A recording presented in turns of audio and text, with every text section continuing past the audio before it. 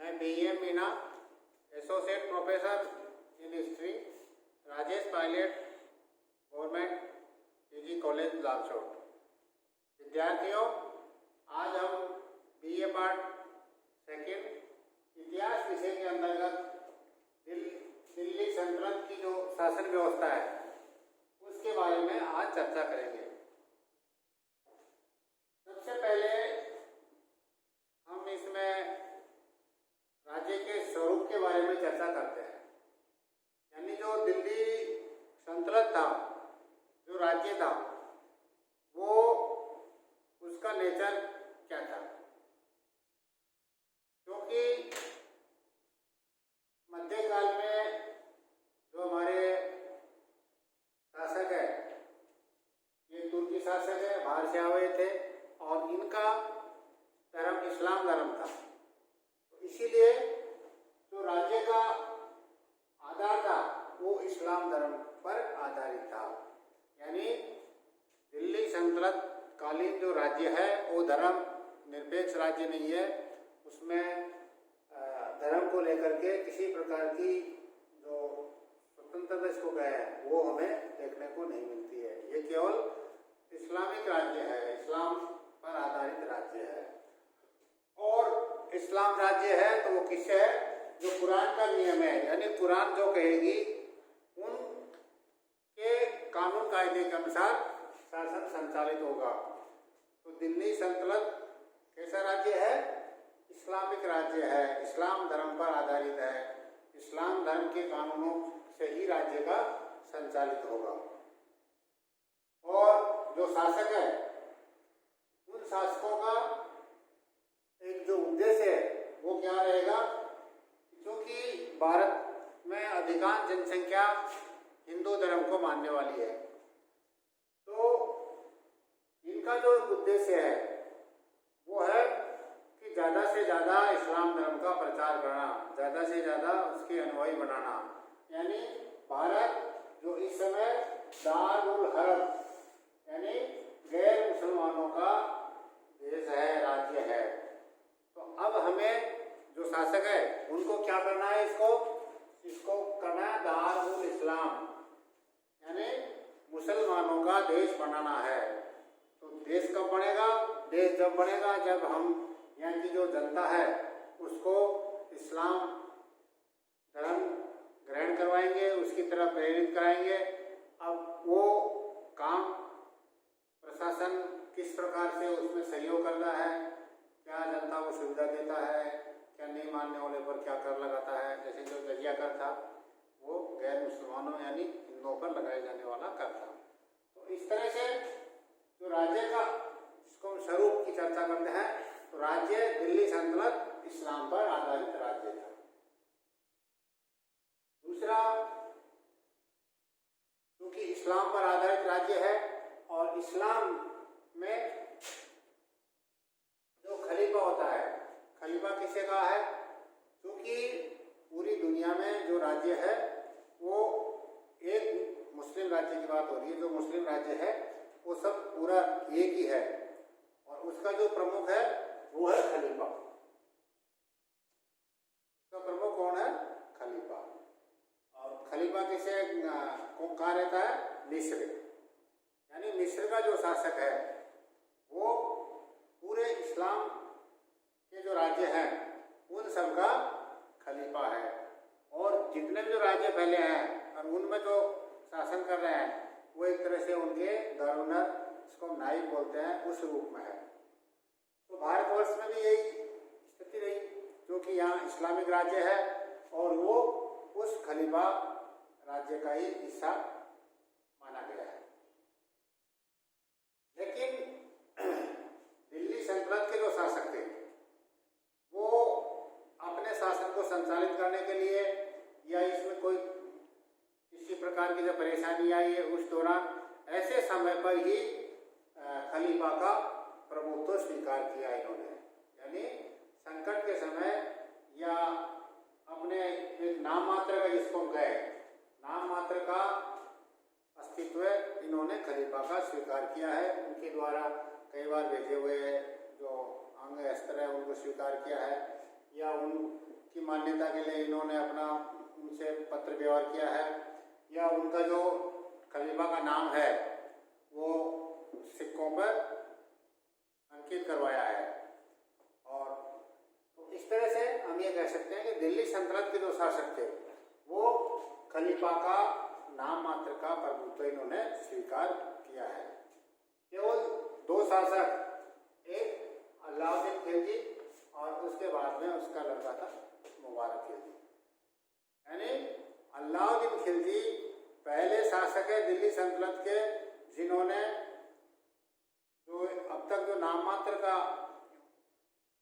उसको मानते आ रहे थे खलीफा को, वो भी इन्होंने मानना मना कर दिया और स्वयं को ही अपने आप खलीफा घोषित किया अलाउद्दीन खिलजी ने। तो इस तरह से, और उसके बाद में उनका जो लड़का था मुबारक खिलजी, उन्होंने भी वही परंपरा अपनाई।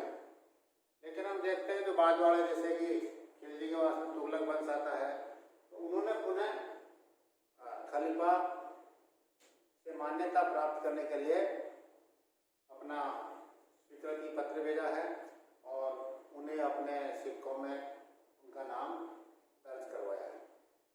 लेकिन ये एक तरह से एक नाम मात्र का था। हम कह सकते हैं कि दिल्ली सल्तनत खलीफा के राज्य का हिस्सा मानती आ रही है, लेकिन मान की श्रम हुई है, केवल एक नाम मात्र प्रभुत्व के रूप में खलीफा का भाग माना है। अब इस राज्य में सबसे जो पहला व्यक्ति या जिसका राज्य के मालिक है वो है सुल्तान। मध्यकालीन जो शासन व्यवस्था है वो आपकी योग्यता, आपकी क्षमता उस पर निर्भर करती है और वही शासक रहेगा। तो जो भी शासक बना है वह मतलब स्वेच्छाचारी है और पूरा प्रशासन उसके नियंत्रण में है।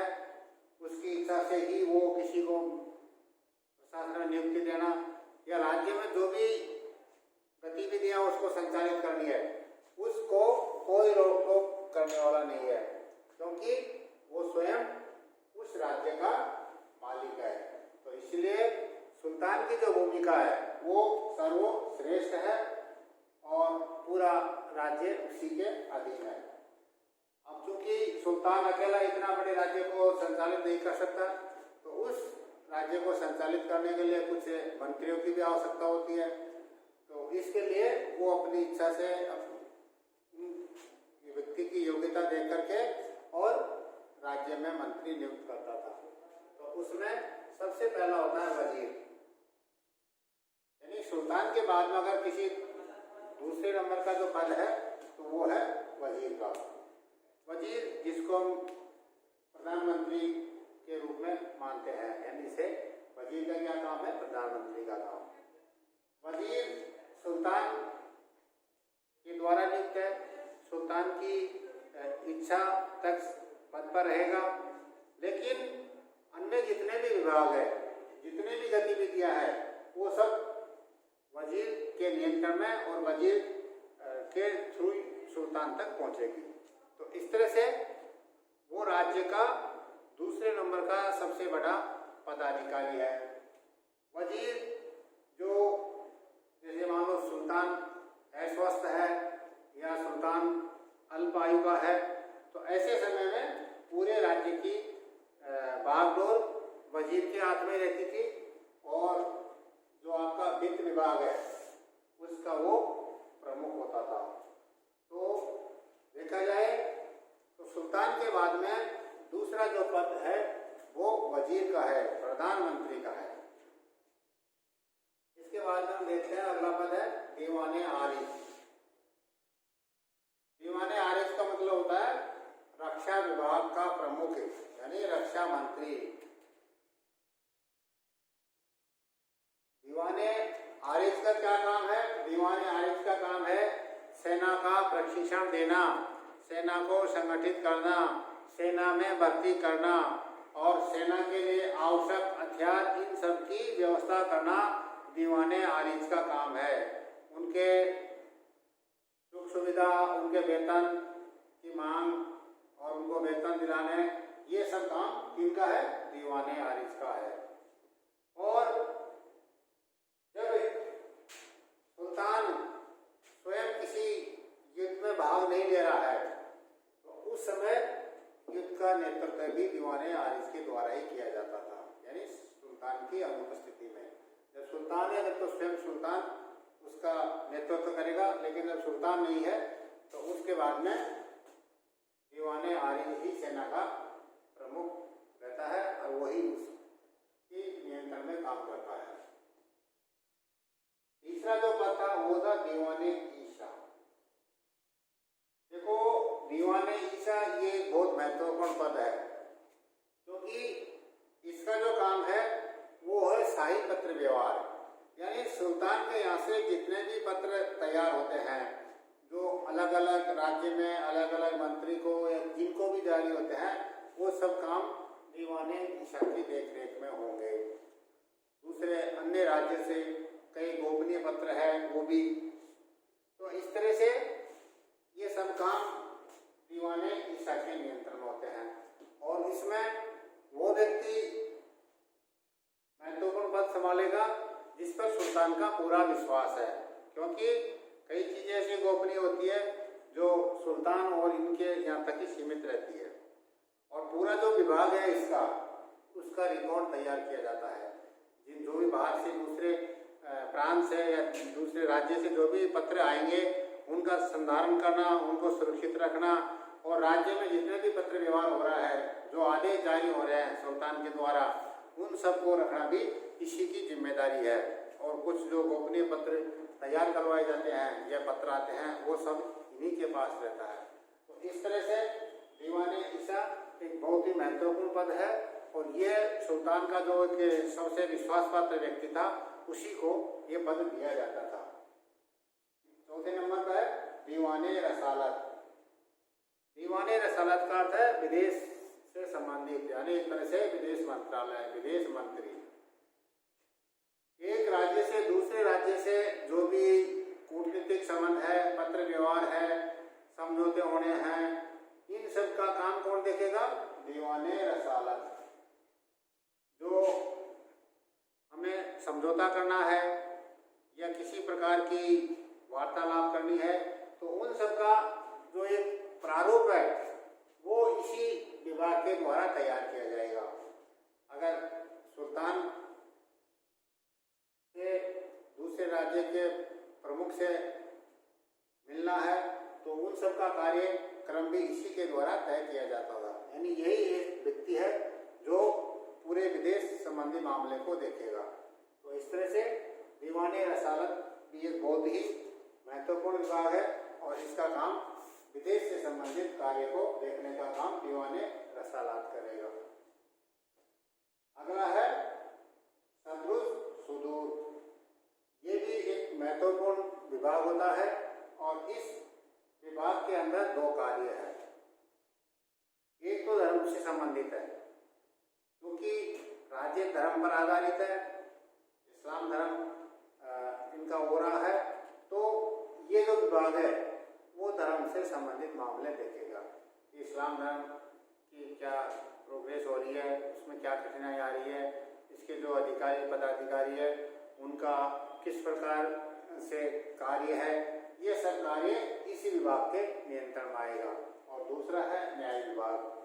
वैसे तो न्याय का जो सर्वोच्च अधिकारी है वो तो स्वयं सुल्तान होता था, लेकिन क्योंकि सुल्तान तो कोई महत्वपूर्ण कार्य है वही संभालेगा, बाकी के जो काम है वो जो अन्य जो न्यायिक अधिकारी है वही करते थे। तो इस तरह से